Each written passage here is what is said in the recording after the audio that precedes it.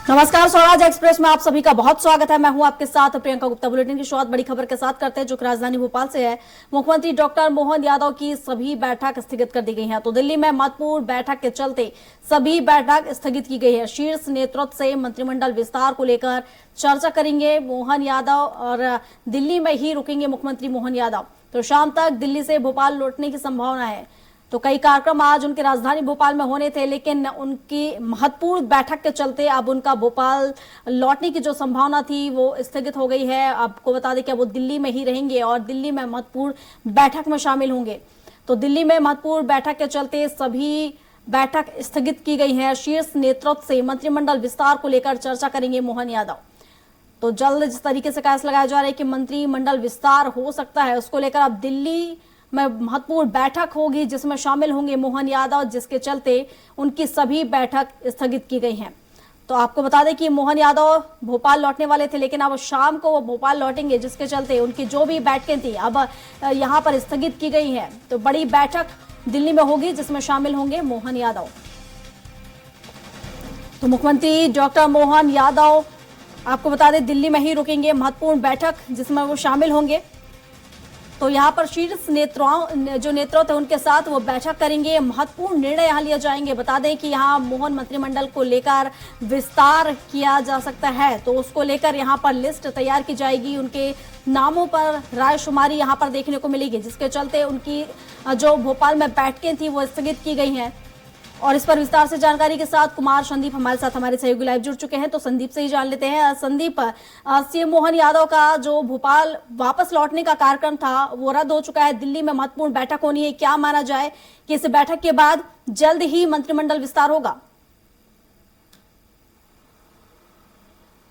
जी बिल्कुल, देखिए प्रियंका, डॉक्टर मोहन यादव जो है वो अब उनको वापस लौटना था और यहाँ आकर कई जो है बैठकें लेनी थी, कानून व्यवस्था की उन्हें समीक्षा करनी थी, लेकिन अब उनका भोपाल वापसी जो है अभी हाल फिलहाल टल गई है। अब इसमें बड़ी खबर ये निकल कर आ रही है प्रियंका कि उनका जो भोपाल वापसी का कार्यक्रम टला है। मंत्रिमंडल विस्तार को लेकर जो है शीर्ष नेतृत्व के साथ लगातार जो है उनकी चर्चा जारी है और इसी के चलते जो है उनका भोपाल वापसी का ये दौरा टला है। अब शीर्ष नेतृत्व के साथ जो है रायशुमारी के साथ साथ चर्चा करेंगे डॉक्टर मोहन यादव, जो कि पहले से ही चल रही है। लगातार बैठकों का दौर जारी है, लगातार चिंतन और मंथन चल रहा है कि किस तरह का मंत्रिमंडल का चेहरा मध्य प्रदेश में होगा।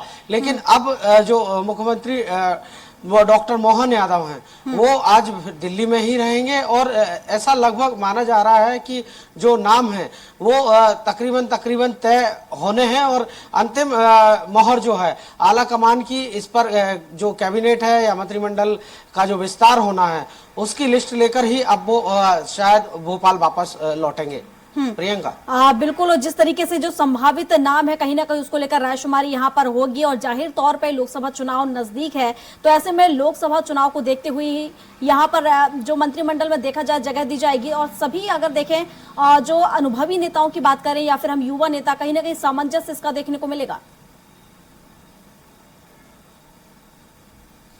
जी बिल्कुल, देखिए क्षेत्रीय जातिगत समीकरण तो अपनी जगह है ही प्रियंका, लेकिन लोकसभा चुनाव बेहद जो है शीर्ष नेतृत्व, केंद्रीय नेतृत्व लगातार इसको लेकर पूरे देश भर के जो बीजेपी के पदाधिकारी हैं उनकी कल ही बैठक ली है। ऐसे में माना यही जा रहा है कि 29 लोकसभा क्षेत्र मध्य प्रदेश में है, 29 ही लोकसभा क्षेत्रों का प्रतिनिधित्व जो है मंत्रिमंडल में हो जाए, ऐसी जो है रायशुमारी या गुंजाइश जो है वो आलाकमान चाह रहा है कि इस तरह का मंत्रिमंडल का विस्तार हो। लेकिन देखने वाली बात यही होगी प्रियंका कि जो अनुभवी चेहरे हैं उन्हें दरकिनार किया जाता है या कितने लोगों को इसमें शामिल किया जाता है, क्योंकि 3 मंत्री पहले ही जो है बन चुके हैं। डॉक्टर मोहन यादव के साथ साथ 2 उप मुख्यमंत्री बनाए जा चुके हैं। ऐसे में अब कैबिनेट में अगर जगह देखी जाए तो 32 और जो है मंत्री बनाए जा सकते हैं, लेकिन 29 लोकसभा क्षेत्र हैं। ऐसे में देखने वाली बात यह होगी कि सभी क्षेत्रों को प्रतिनिधित्व मिलेगा या फिर आसपास की सीटों का जो है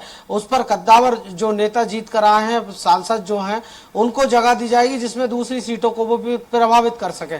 तो कुल मिलाकर कयास यही लगाए जा रहे हैं कि मंत्रिमंडल विस्तार तो होगा, लेकिन इसमें लोकसभा का जो गणित है वो भी दिखाई देगा। प्रियंका, बिल्कुल संदीप, ये भी बताइएगा, हालांकि कयास लगाना सही नहीं होगा क्योंकि जिस तरीके से पिछली बार हमने जो देखा है, जो फैसले हम देखे यहाँ बीजेपी ने लिए हैं हमेशा चौंकाने वाले ही लिए हैं। फिर भी जो संभावित नाम होंगे वो कौन से हैं? कुछ अगर आप सुगबुगाहट देख पा रहे हो जिन पर रायशुमारी हो सकती है आज दिल्ली में? देखिए प्रियंका, 2014 के बाद से जब से प्रधानमंत्री नरेंद्र मोदी और अमित शाह के पास बीजेपी की बागडोर आई है, या जिस तरह से रणनीतियां वो बनाते हैं, कुल मिलाकर नाम मुख्यमंत्री के नामों को लेकर भी उन्होंने जो बीते पांच राज्यों के चुनाव हुए जिनमें 3 में बीजेपी ने जीत हासिल की, सभी जगह जो है सस्पेंस बरकरार रहा और चीफ मिनिस्टर कौन होगा ये भी तय कहीं नहीं हो पाया।